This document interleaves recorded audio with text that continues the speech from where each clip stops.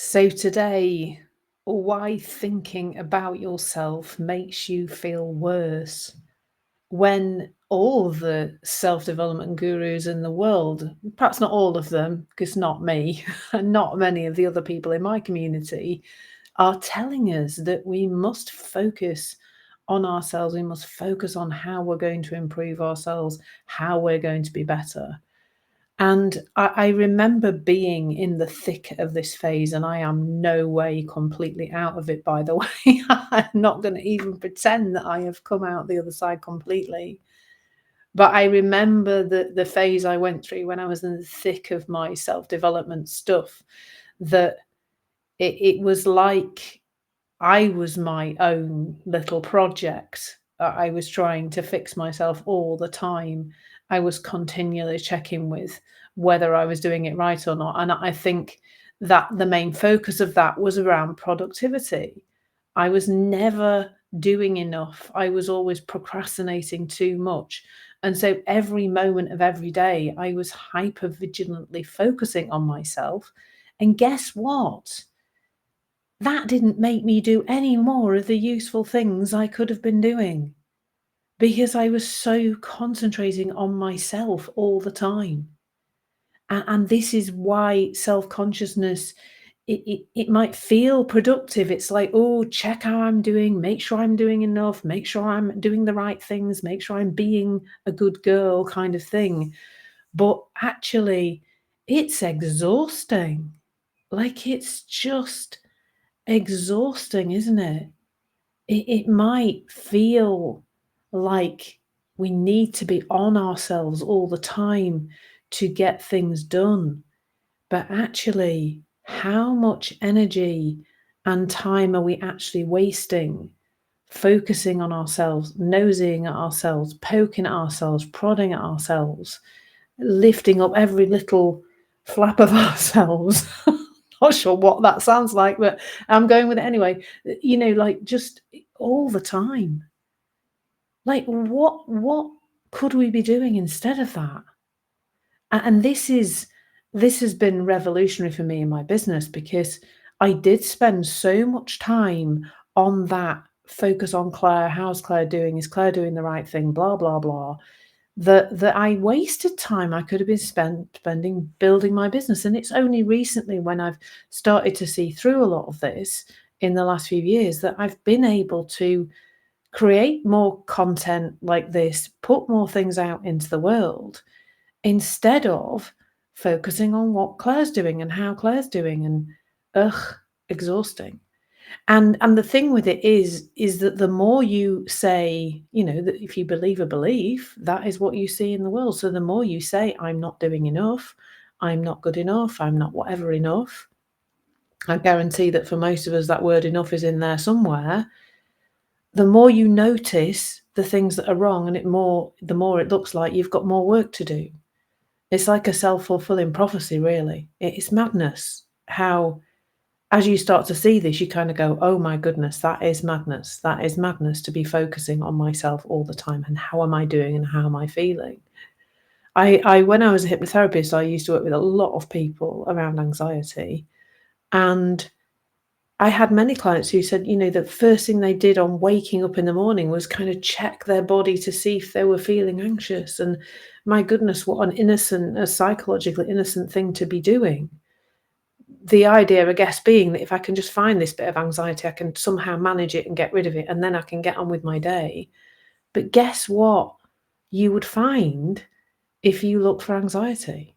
Guess what you find? Well, you notice every little micro sensation in your body starts to look like anxiety.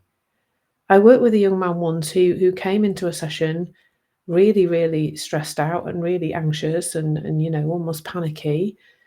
And as the conversation went on, it became apparent that he'd not eaten anything. It was 3 o'clock in the afternoon or something. He'd not eaten anything all day. And the sensation that he'd thought was anxiety was actually hunger. And once he ate something, he felt better.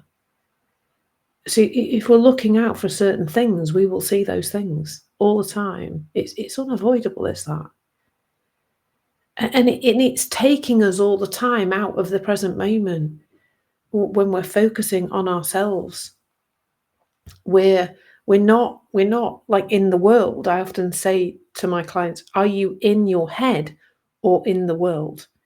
And for most of us, we're spending, me too, spending too much time in our heads and not enough time actually doing things in the world. I see this often with business owners that I work with who are, sitting in their little office, like I'm sitting in my little office, trying to work out what to do and what to share and what people need.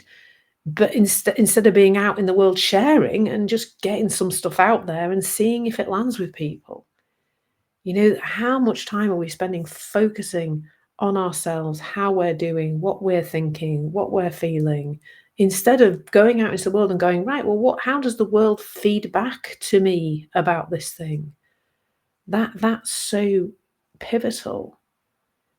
And the inner critic that I often talk about this journey I take people on from inner critic to inner knowing.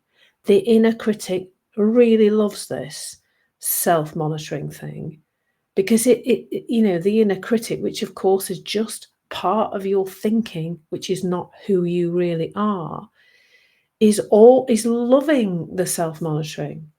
It's sort of, oh, because it wants to fight, there's a sense of safety around, oh, if I can check out what I'm not doing right, then I can put it right before anybody else notices. And that's really like I feel like I've encompassed the inner critic's role in one little nugget there that I've never really said before, but that is it. If I can be on Claire all the time and make sure Claire's doing the right thing and is behaving the right way, etc. Being a good girl, I guess, is probably there. If I can make sure she's on it and she's okay, then I'm not going to risk Claire getting criticised by somebody out there or somebody saying something mean or it not working out how Claire might like it to work out. Talking about myself like I'm another person at the moment, but hopefully hopefully that's helpful.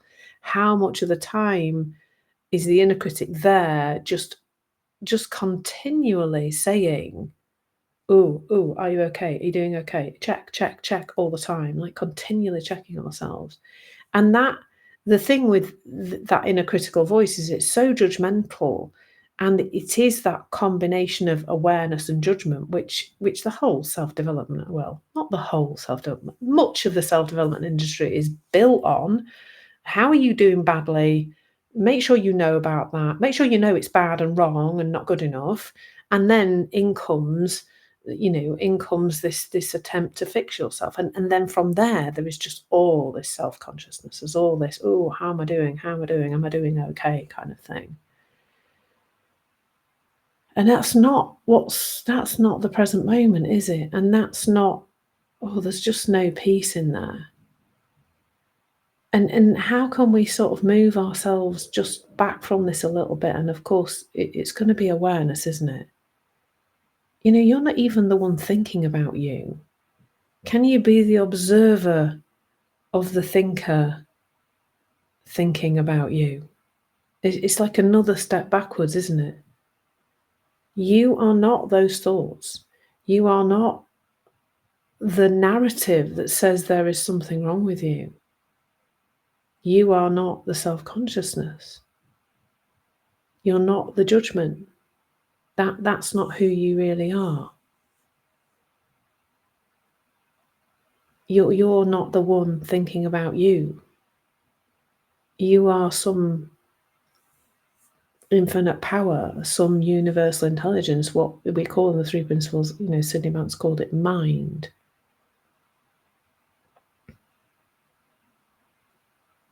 That's who you really are, not thought.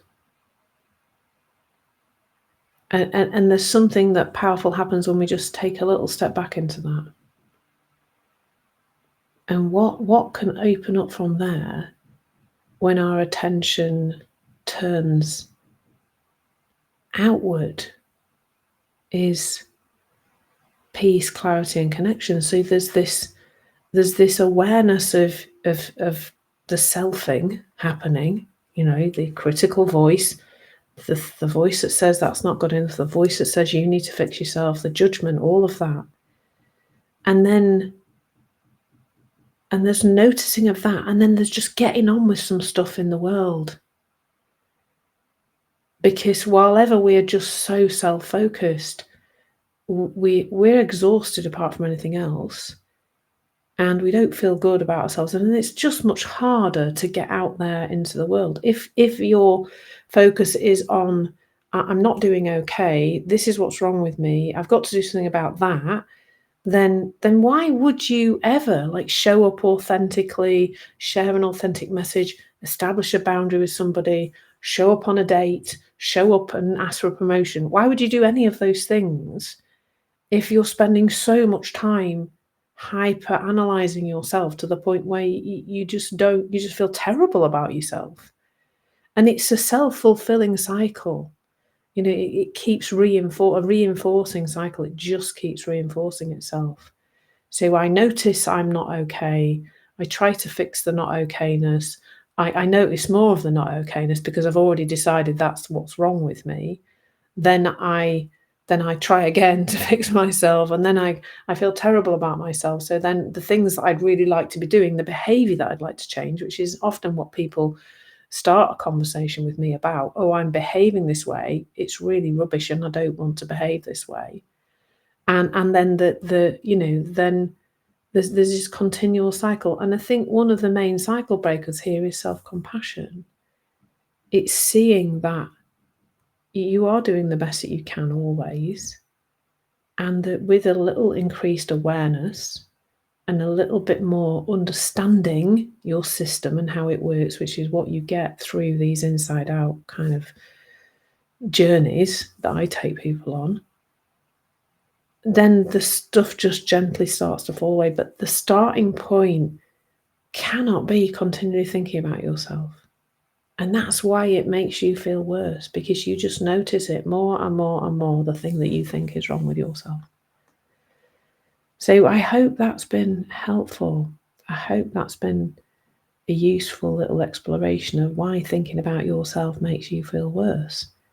And if you would like to stop thinking about yourself and get out into the world and do the things that you actually really do want to do, then somewhere around here there'll be a way to connect with me. I really hope you do. Take care. Lots of love, and thank you for tuning in.